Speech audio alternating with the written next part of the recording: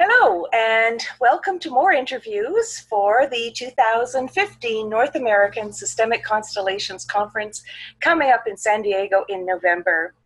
And today we have Leslie Nips with us, who is a co-director and also a speaker at the conference for her topic, When to Heal is to Betray Ourselves, Entanglements with Self in and Across Time, and that will be likely Saturday morning, November 14th in the morning session. Welcome, Leslie. Thank you for having me, Linda. Oh, it's exciting. There's so much to talk about. First of all, I understand you have many hats for this conference.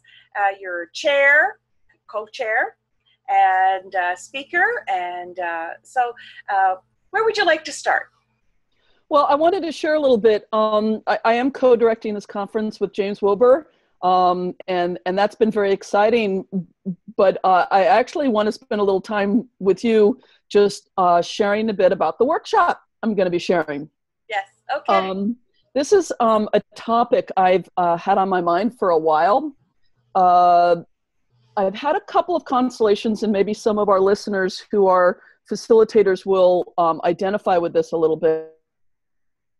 Which I was working with someone, and the usual movements weren't working. And so, for instance, I had a client who had a miscarriage of a much wanted child, and she wanted to get pregnant again, and she was not having any success. And we had a constellation with the normal movements that I'm sure you can imagine: grieving the lost child, making sure it felt included, all of these things, and it was not working. You could really feel the mother's resistance, and we had obviously a representative for the potential child, and the potential child was smiling there happily and going, "I don't want to come in here." And I am sitting there going, what am I going to do? And I felt into this woman's sort of systemic and hidden resistance. And what I ended up doing was bringing in 5 other representatives. One for the child that she wanted at birth, and one for this child that she had wanted at toddlerhood, and another one at tween years, and another one at teen years, and another one at moving into adulthood. Because what I realized what had been lost was not the child simply in her womb. It had been a whole life she had already mapped out with this child. And so, and she went through the normal grieving process with all of these 5 representatives that we all could kind of imagine. Once we had completed that movement and included the whole life of this child, which was never to be, never to happen, we created a new space for a new child in the family. This got me thinking about alternative timelines and the way in which we get really hooked up, usually quite unconsciously, with a life we can't have or couldn't have or didn't get to have. The me who didn't have alcoholic parents, the me whose mom didn't die when I was 1, the me whose grandparents did not go through the Holocaust, whatever it might be. I had another client who kind of sealed this for me, which was the early years of her child's life. She went to jail for 4 years. And so she missed the early years of her child's growth. And she could not move on. When she got out of jail, reconnected with her child, everything was really going well in her life, but she could not get over the regret. And again, what was very clear to me was that she was entangled with a version of herself who never went to jail, who in some sense was very real to her. And we needed to re-include this version of her that she was never going to get to be, ever. So this is what this workshop is about. It's about developing an eye for these kinds of entanglements, a feel for it, wondering if it might be going on sometimes for those constellations that are kind of stuck and really not responding to the normal healing movements. As well as for everybody who comes, we'll be doing some of this work for ourselves. In what ways are we perhaps entangled with a life we didn't get to live? And it's keeping us from fully having our life now. So that's the heart of the workshop. And I'm really excited about it. It's my first time, and I hope lots of people come and enjoy themselves. That sounds fascinating. I want to come too. Yay! My one concern for everybody that I've met is that there's so many people in the same time slots. It's going to be a busy conference. Yeah. One has to tolerate there being too many choices, and that there are going to be things you're going to want to go to. You just well, it's actually an illustration who gets to go to all of them, but it's not you. And there's something about having this mature relationship with making choices or having things happen, and acknowledging and bowing to the life we didn't get to have. Yeah. Yeah. That is a fascinating perspective. That is very cool. Yeah. Yes. Yeah. Okay, cool. And so when you're thinking about this topic and all of this stuff, has that changed your business also? Well, actually, you do a lot of work with constellators, right? I do a lot of work with constellators and other alternative practitioners and coaches. We're similar people, sort of heart-centered people who came to their businesses via their modality first, not because they're like, woohoo, business, right? But then find themselves needing to do well in business in order to be able to pay the bills and to be able to make a living doing what they love doing.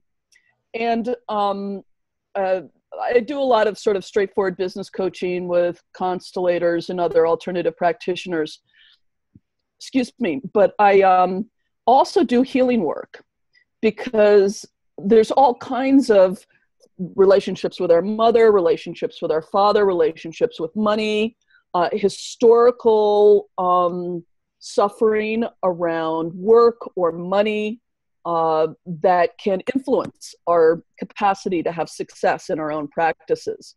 And one of them, I have been actually doing this work quite a bit with some of my clients, is there some way in which it's really hard for you to really step fully into success in your business life you didn't get to have, usually in childhood. And we're holding out for the life we wanted to have, perfectly reasonably wanted to have. Again, the life without the alcoholic parent, the life with dad being involved rather than lost in a way. And if there's some way in which we're still entangled with that alternative self, we may not be able to let ourselves have our businesses fully. We're kind of waiting or holding off until we can have that life. So I do bring this into the work with clients around building their businesses, because until we resolve those kinds of entanglements, it becomes difficult to be full-hearted, in a sense, about our own businesses, and with all the limitations, but also all the opportunities that our life presents to us. Yeah. Wow. Yes. Yeah. Oh my gosh, my mind is going crazy now. Thinking I need to have some work done. I was kind of noticing, is there something personal here, perhaps? We all do. This is the thing that's interesting about this topic around entanglement with alternative selves is, at first I thought it was unique to just a couple of special situations, and then I realized it's at a certain level kind of universal. There is this sense of the life I didn't get to live that's very natural, yeah. Or the life mom didn't get to live, or the life dad didn't get to live, or the life our grandparents didn't get to live. Yes. Yes. Oh my gosh, I think this calls for a special session. Even before the conference. Uh, Yeah. okay. Well, we have some time left here, Leslie. Where would you like to go now? Well, I mean, if people are finding this interview interesting, then I just invite you to come and join in on the conference, because the people who are coming to this conference are having their own insights about the ways systemically we get ourselves caught. And so this kind of both intellectual excitement around these fascinating ideas that people are figuring out as experimentally, empirically, by doing constellations and noticing what shows up. That's how Francesca Mason-Boring discovered her work with the indigenous field. It was empirically. It was not merely theoretical. A lot of the work on addictions, on trauma, same thing. Through the engaging the experience, we then get to also enter a richer field of ideas. And so that's what I encourage everyone to come for. This is the experience that James and I and the entire planning team, of which you are a part, Linda, have been hoping to make space for everybody to come in and enjoy, with some palm trees and a beach. Nice. Yeah, well, that is, yeah, it's very exciting. And we expect quite a large crowd too. I'm very excited about that. Yes, yes, yes. And for anyone who, who's kind of new, and we do know there's a bunch of folks who are perhaps trained, but just getting started. We intend to have a lot of open space opportunities for people to try stuff. I first attended a conference in 2011. I ended up helping just by kind of being a gopher for one of the co-directors, Carolyn Zahner. And I did a late evening slot workshop on couples that I expected 4 people to show up for. And I was happy to do that. I was delighted. And 35 people showed up. And 4 years later, I'm co-directing a conference.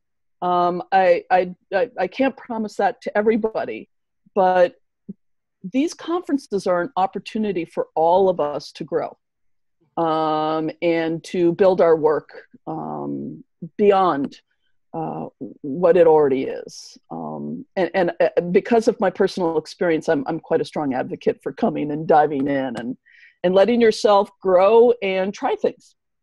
Absolutely, yes. I'm relatively new, and I'm so excited. I've gotten so much out of the intensives that I've attended, and it's one thing to read about them and one thing to take training, but every step forward is huge. I find so much good information. Well, I'm really looking forward to your talk, which is When to Heal is to Betray Ourselves, Entanglements with Self in and Across Time. So thank you very much, Leslie. I really appreciate your time today. Yeah. And we'll talk again soon. Thank you, Linda. Take care. Bye-bye.